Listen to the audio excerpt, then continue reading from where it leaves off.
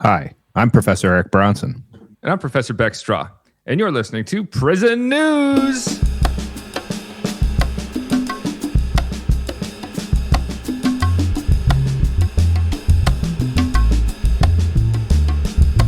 It's the news. Put on your new shoes, 'cause it's time to get up off your chair and hear the news without a care. Said it's the news. Wash away your blues, 'cause it's the prison news.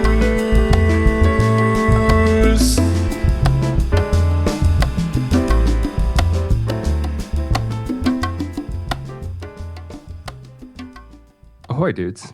Ahoy. Welcome back. Our new theme, it's very NPR coded. It sounds It is. very It official. is. It's kind of uplifting and cheery, which we don't get enough of in the world of news. Especially prison news. Prison news is definitely prison news. so rarely good news. Mm-hmm. And also, who knows how long NPR will be around for? So we need a replacement. So we're going to be filling that void. We're jockeying for the new. It'll just be the three of us all the time. Yeah. We all need to start adopting NPR voices like this. Very soothing. Today's prison news. All right, we're going to talk about possible escape.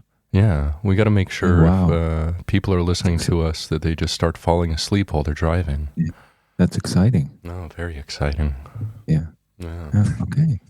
You guys are good at this. I don't listen to enough NPR. Oh, come on. What's wrong Very with you? exciting. I listen to podcasts. It's all on demand now. Why would I turn on the radio? I understand. NPR has podcasts. I don't believe that. They do. That's That's great false. podcasts. Absolutely do. Are you kidding? No, it's not real. They're only on the radio. They're trapped in terrestrial. Earth is a donut. Literal fake news. I like that. Speaking about some news, can we talk about Snowmageddon for a second? Wow. Snow Armageddon. It is. Wow. Mm-hmm. Wow. This is a butt kicker. And one of the things I think is important for us to remember is that these kind of storms do impact not only criminal justice, but correctional settings dramatically in the way they have to run their operations. And that I think that needs to be an episode, how Snowmageddon 2026 and the way that impacts, but other natural weather-based phenomena that occur and how they impact institutions. It's something that, those of us in free society don't think about much. And the way this, what's going to happen? Well, obviously with the snow, they can go out there and they can put some inmates to work clearing the sidewalks, but it does have a real impact on things, whether or not staff can get in or out, and food services getting to the institution and what that might do. Do you think they let them go outside and play in the snow, like making snowmen and snow angels, that kind of Snowball fights? Snowball fights. I don't know if you heard, but snowmen have been canceled because of woke. It's snow they thems now. Snow thems. Yeah. Snow thems. Yeah. Did not know that. That's good. Mm-hmm. I did not snow that. Am I the only one who, when I hear Snowmageddon, thinks of Bruce Willis and Ben Affleck blowing up a giant snowball? Yeah, Snow Armageddon. Yeah, exactly. Yeah. No. I was going to say that's not what pops to my mind, but clearly you two are linked on that one. Yeah. This is the twin thing. Yeah, the twin thing. I have the non-twin thing. Yeah, the non-twin thing. I'm determined brother that this thing. is a thing. That's where we can read each other's thoughts sometimes. Sure. Nice. That's interesting. It's all about tuning into the right frequency, baby. This is science. Sure. Yes, it is. No, I'm definitely on the wrong frequency of that. Without a brother, so I don't get to share with anything. You need a brother. Hey, let's adopt Bronson into the family. Sure. Get your parents to adopt me so we can share thoughts. Yeah, it'll be cool. Yeah. That sounds good. That sounds good stuff. Now, Eric, tell me what's going on in the news. Oh, well, in trying to keep with our uplifting theme, our theme music, I thought I'd bring a little piece of good news for our segment. And so what I brought comes to us from Italy, and a Milan prison hosts concert with instruments made by inmates from migrant smugglers' boats. I mean, there's just all kinds of love and huggy feelings based on this. What the heck we're talking about here. So this is great stuff. So this is from the Associated Press from Rome. A few days ago, they posted about instruments made from smugglers' boats that brought migrants to Italy's shores, told their tale of desperation and redemption in a special performance at a prison in Milan on Saturday in front of inmates who made them. So this is fantastic, right? Wait, these are the types of things that we love to hear coming out of institutions that, hey, we took. What's that?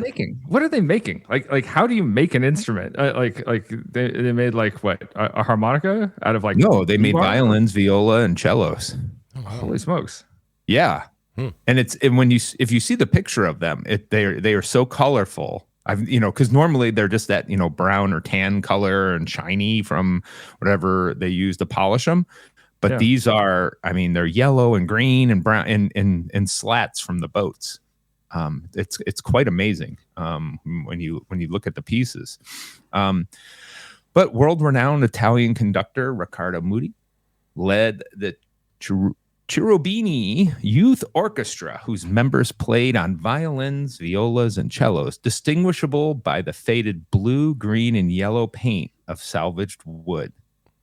These instruments are made from the tragic wood of these boats that were trying to bring people to safety and democracy, Moody explained to an audience of inmates and guests at the Opera Prison, the largest in Italy. The makers who created these unique instruments are taking part in a project dubbed Metamorphosis that focuses on transforming what otherwise might be discarded into something of value to society. Rotten wood into fine instruments, inmates into craftsmen, all under the principle of rehabilitation. We support rehabilitation here on the pod. Absolutely. This sounds cool. Yeah. And you're giving people skills like digging through essentially wreckage, a ship that's taken apart, dismantled, and teaching people to turn that into something usable. That's amazing. Yeah, what a skill. It is. It is simply. We don't hear enough about positive things coming out of correctional settings at all, and this one is. How many programs exist inside these institutions where they are doing things, where they're taking parts of society where that could be, as it says, thrown away, and using it for other wonderful things. It reminds me of what Professor Chris Menton from Roger Williams the program that he had been working on was getting inmates to work on bikes that were broken down and tossed away and pulling parts and trying to bring them together. And then those bikes, after they've been rebuilt by inmates, could be used for individuals that might need some type of transportation in an urban area. And that there's not enough of that, and we don't hear much about those types of things when they do exist. Yeah, shout out to Chris Menton for having some cool ideas. Hey, the man's a bike nut, and I appreciate that. Yeah, absolutely. So the Opera Prison in Milan's southern edge has over 1,400 inmates, including 101 mafioso held under a strict regime of near total isolation. And the boats arrived at the prison after being seized, some still containing remnants of the migrants' belongings, and with them a reminder of the tens of thousands of migrants that the UN says have died or gone missing on the perilous central Mediterranean crossing between Africa and Europe since 2014. So again, a great program that exists, and the fact that the inmates were able put these, build these instruments from these pieces, and then the youth orchestra was able to play them for the inmates. That's wonderful stuff. Love hearing about these types of things. So the inmates themselves did not play the instruments. The inmates just made the instruments, which were given to a youth orchestra. Oh, okay. Correct. And so this youth orchestra, which is a very good youth orchestra, came out and played these instruments and performed for the inmates at the institution, which is, again, that those inmates really appreciated seeing those instruments being put to use by people who were experts, youth experts, but experts none the least in playing them.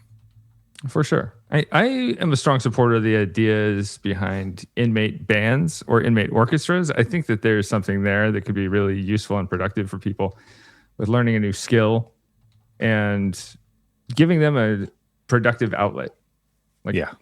Being able to practice something. It would be terrible having to listen to somebody learn violin or viola. Yeah.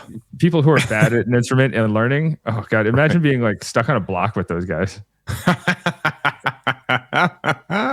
That should be the solitary confinement. It was just oh, that would be absolute torture and solitary confinement. You'd understand why they're clawing at the walls and they're having to listen to somebody try and learn how to play the violin.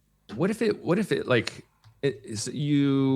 commit an infraction, you get written up with some kind of disciplinary report, and they're like, all right, well, you're going to the orchestra section. And it's not solitary confinement, but it's the same type of punishment as solitary confinement. You're allowed out of your cell, but you are stuck on a block with the worst musicians in the prison. It's auditory punishment. Yeah. That would be horrible. Just horrible. I think that would be a deterrent. It damn well could be. It is swift, certain, and severe. Yeah. We will spend your time with individuals trying to learn stringed instruments. Well, I mean, hell, we could have people in there trying to learn how to play trumpets and clarinets and saxophones. That would be equally painful as well. Yes, completely agree. Producer Britt, what do you think? About what? About this idea for the orchestra unit. Oh, I think it's a great idea. We should have, I support the arts in as punishment. Yes, as punishment. Yeah, the art should be punishment. The art should be a reward and punishment. I support the arts in all their incarnations, especially forced art. Well, here's one of the things I'm wondering: can you also have on that unit individuals that don't know how bad they are at singing, how awful their voice is?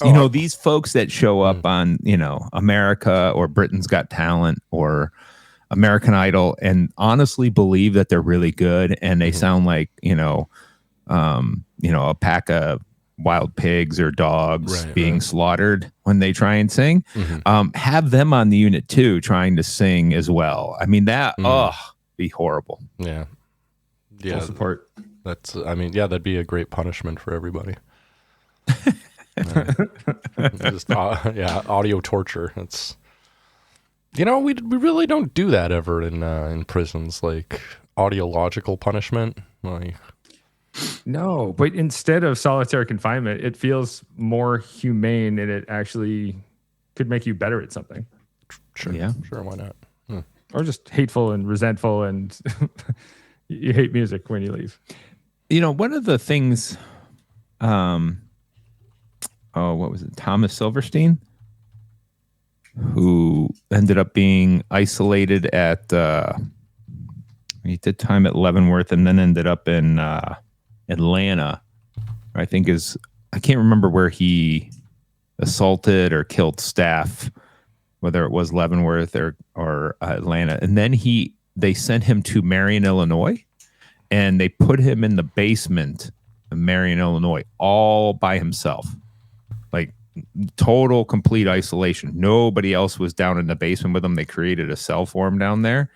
And they would come down and give him his food and then head right back upstairs. There was no interaction with him. And one of the things that they they talked about him going completely kind of mentally ill was they never turned the lights off. And those lights, how they have that buzzing. Yeah, that fluorescent. Yeah. And that was going on. And he, I guess, either to his lawyer, I think, or to the psychologist, commented numerous times about how that sound was getting to him. Because there was no other sound. There was nobody else around. Yeah, I could see that driving me batty. Yeah. Yeah. So, well, Eric, thank you for reporting on international prison news. Good news. That's some high quality news right there. I want to focus on a couple stories closer to home. Okay. Speaking of home, are you familiar with a woman named Elizabeth Holmes? Mm-hmm. That's a good segue. That was very good. This is professional broadcaster stuff. Yeah. Watch out, NPR. Time for a Holmes coming.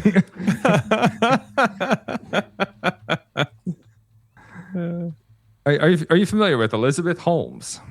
I don't think so. Am I? Should I be? You should be. She is a notable figure who in 2022 was found guilty on 4 counts of investor fraud and conspiracy. She ran the company Theranos, and she made a ton of false claims. Oh, yeah, with the blood testing, right? Yeah, she claimed these companies' machines could perform these crazy blood tests, but they didn't work at all. So the company would end up using like traditional methods of blood testing and misrepresenting the technology. They're like, oh, you just need a few drops of blood from a finger prick. You don't need like a full blood draw because we know that people hate needles. But the technology doesn't exist, and it didn't exist. And so she got sentenced to 11 years and 3 months, which is 135 months on fraud, essentially. She was a total phony. And she had all these like major investors. Henry Kissinger was like on the board of Theranos. It was a whole thing. She went to Stanford, person raised around power, and just kept up the power. And yeah, it turns out the whole thing was just a crock of shit. So she's currently petitioning the Trump administration to commute the rest of her sentence. So she still has 6 years left on her sentence, preparing for a December 31st, 2031 release. She made an appeal that was heard last year. And the appeals court was like, nah. They upheld the fraud convictions, her sentence, and her $452 million restitution order, as they should have. The white collar crime we don't take seriously enough in this country. This is one of those, like, the media has really made an example out of her. I wish they would do that with more white collar criminals. Mm-hmm. Yeah. Because, it's one of those, we don't understand how damaging these white collar crimes are to society because you don't see like, it's not physical violence where you can see scars or cuts or blood, anything like that. You don't see but when you're talking about the type of money that these individuals embezzle or steal, that they have a real impact. I mean, go back to the days of Enron where it helped lead to, the stock market collapsing a little bit. It's there's real damage to society, and they need to be held accountable for what they've done. Yeah, not just the stock market collapsing, but the employees of Enron losing their savings, their all their stock just plummeted, and they left with nothing in their pocket. So your retirement is just poof, goodbye. Yeah. It's you could argue it's far more harmful than street crime, especially in terms of numbers. The amount of money we lose each year to white collar crime is, I believe it's between 30 and 60 times what we lose to street crime. But street crime is the one that's publicized because of people with power. Scary. Yeah. That's an easy sell. And it should be an easier sell by the media to the public, but it's not. Right. The media doesn't focus on this. The media focuses on street crime, street victimization, because that's what the people in power want you to focus on. And so they try to make us more afraid of street crime. Look over here so you don't see what's up my sleeve with the other hand. So anyway, she is petitioning the Trump administration to commute her sentence, and the status is currently pending. We'll see if anything comes out of that. And I also want to touch on a January 26th. She's being held in right near Texas A&M, Bryan. Oh, at the prison camp at in Bryan, Texas. Oh, yeah. It's actually a place I was able to visit a long time ago. What can you tell us about it, Eric? Years ago. Oh, nothing exciting, but as soon as folks hear, oh, it's a camp, they immediately think that they're being coddled. It's still a loss of freedom. Yeah, the inmates there, it's a camp or minimum level, if you want to call it that, security level institution, and individuals who have not been inside these institutions feel like it's just day camp, because they hear that word, but it's still an institution. There's still a loss of freedom. You still have to follow the rules. It's just that these inmates tend to have a tad bit more in terms of privileges. And what that really means is they don't have as many counts. They don't have to be locked down in their cells very often. Many times they have jobs or work release on the outside.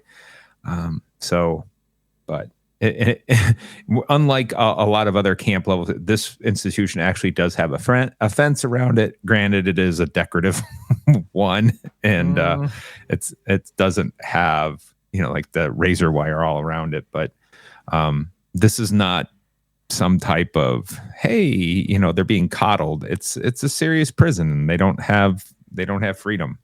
So yeah. So it's still a prison, and we need not underestimate prisons. Yep. Speaking of prisons, there's a January 26th article in the New York Focus that tells us there's been some issues with programming in New York State prisons. Now, when you are up for parole, one of the things the parole board is going to look at is how many programs have you completed. If you want to qualify for early release, depending on your crime, you often even have to complete these required programs.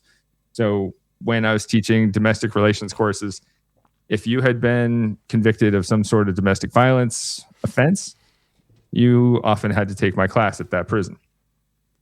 But what we're seeing here in New York State, the New York Department of Corrections and Community Supervision got upended in February last year. There was a 3-week strike by corrections officers where they walked off the job, and I believe 2,000 officers were actually fired in the process. Wow.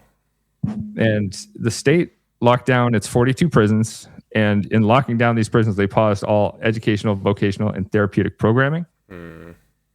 So what happened was, I remember correctly, didn't they bring in the state guard? I believe so. Fill I in think some of those roles for a while. Yeah, you reported it in the news back then when it was happening. Yeah. But as a result, like many of the prisons now, at the end of January 2026, many prisons in New York State aren't offering the programs they should be. So even though some of the programs have come back, like some of the programs have returned at some of the prisons after a stretch of time, we are seeing these insane wait lists because there was a pause and because the programs didn't exist for a while. To be fair and balanced, a spokesperson from the New York Department of Corrections and Community Supervision said that most of the facilities are running the programs at regular levels, but there are these wait lists, and some of the volunteer run programs haven't started, but they recognize that inmates really need these programs, and it's leading their offices that receive grievances from inmates to just be flooded with dozens of grievances from inmates who want placement in programs. And for those unfamiliar, these grievances are like, if an inmate feels that they've been treated unfairly for any reason, file a grievance. Yeah. If you're being targeted, you're being harassed by an officer, anything like that, they can file a grievance. And so it's essentially the comment box, the complaint box, where inmates are like, listen, I can't take this program. I need this program to go home. So it's going to jam up their system even more, where they don't need that. It's leading to like a funnel, right? And too many people trapped at the top of this funnel trying to get out and go home. Yeah, and I mean, we understand it. We want the inmates to take these programs. We want them to complete these programs that are available.